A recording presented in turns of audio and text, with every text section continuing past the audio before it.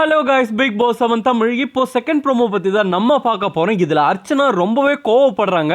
அது மட்டும் இல்லாமல் தினேஷ் வந்து வேற லெவலில் வச்சு செஞ்சுட்டாரு அப்படின்னு தான் சொல்லணும். அதில் பயங்கரமாக கோவப்பட்டு நான் பிக் பாஸை விட்டே போகிறேன்டா அப்பா, எனக்கு இந்த டாஸ்க் வேணாம் அப்படின்ட்டு கிளம்புறாங்க. அந்த அளவுக்கு வந்து அர்ச்சனா கோவப்படுத்தியிருக்கு.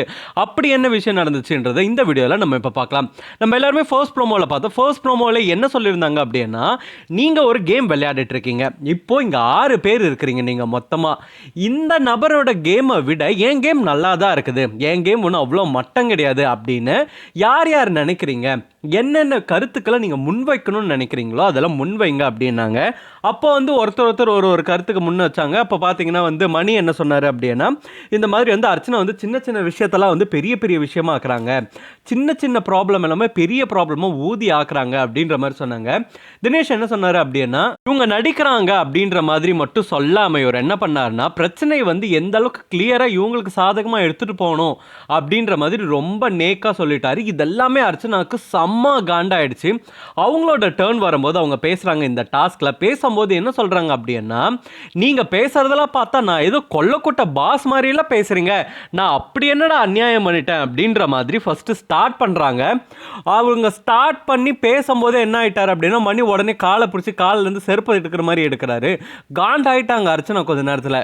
அர்ச்சனா உடனே என்ன சொன்னாங்க அப்படின்னா, நான் பேசும்போது யாரும் குறுக்க பேசாதீங்க, நீங்கள் பேசும்போது நான் குறுக்க பேசுகிறேன், நீங்கள் சொல்லும் போது எல்லாரும் அமைதியாக நான் எல்லாத்தையும் கேட்டுட்டு தானே இருந்தேன், இப்போ எதுக்கு நீங்கள் பேசுகிறீங்க அப்படின்ற மாதிரி சொல்லிட்டு பேச ஆரம்பிச்சாங்க. உடனே தினேஷ் வந்துட்டார். தினேஷ் வந்து என்ன சொல்ல ஆரம்பிச்சிட்டாருன்னா, நீ எதுக்கு இப்போ உன்னை இங்கே வர சொன்னாங்க, இந்த டாஸ்க்கு கொடுத்தாங்க, என்ன டாஸ்க் இது, உன்னோட கேம் மற்றவங்களோட கேமை விட ஏன் பெஸ்ட்டாக இருக்குதுன்றதை மட்டும் சொல்லு, அதை விட்டுட்டு உன்னை பற்றி யார் யார் பேசுனாங்களோ அதை ரிவ்யூ பண்ணுறதுக்காக இங்கே வராத, ஓ விஷயத்தை பற்றி மட்டும் பேசு, நீ மற்றவங்கள பற்றி இங்கே பேசுறதுக்கார, மற்றவங்க உன் மேலே வச்ச கிரிட்டிசிசம் பற்றி நீ பேச வராத, உன்னோடதை மட்டும் பேசு அப்படின்ற மாதிரி சொன்னார். அர்ச்சனாவுக்கு செம்ம காண்டாயிடுச்சு. அப்படியெல்லாம் என்னால் பேச முடியாது, எனக்கு என்ன பேசணும்னு தோணுதோ அதை தான் பேசுவேன், நீங்கள் யார் அதெல்லாம் சொல்கிறதுக்கு அப்படின்ற மாதிரி தினேஷ் மேலே செம்ம காண்டாயிட்டாங்க.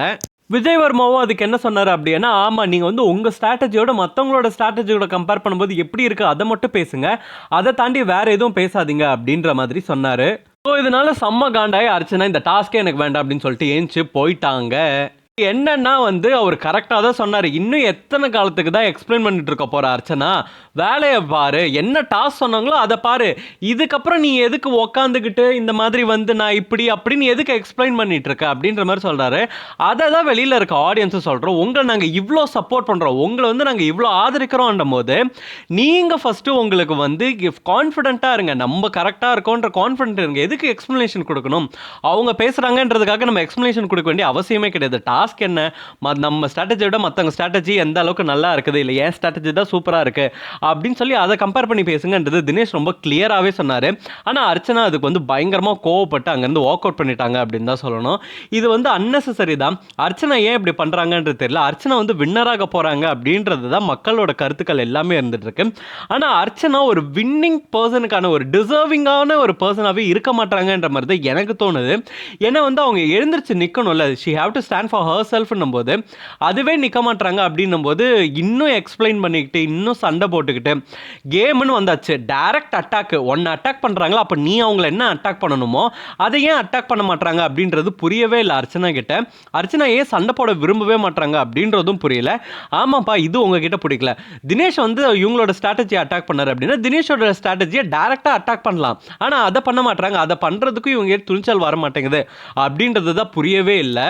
நீங்கள் என்ன நினைக்கிறீங்க அர்ச்சனாவை பற்றி அப்படின்றத கமெண்ட் பாக்ஸில் கமெண்ட் போடுங்க. இந்த மாதிரி பிக் பாஸ் அப்டேட் தெரிஞ்சுக்கணும்னா ஸ்க்ரீன் டாக்கிஸ் சேனலுக்கு சப்ஸ்கிரைப் பண்ணுங்கள்.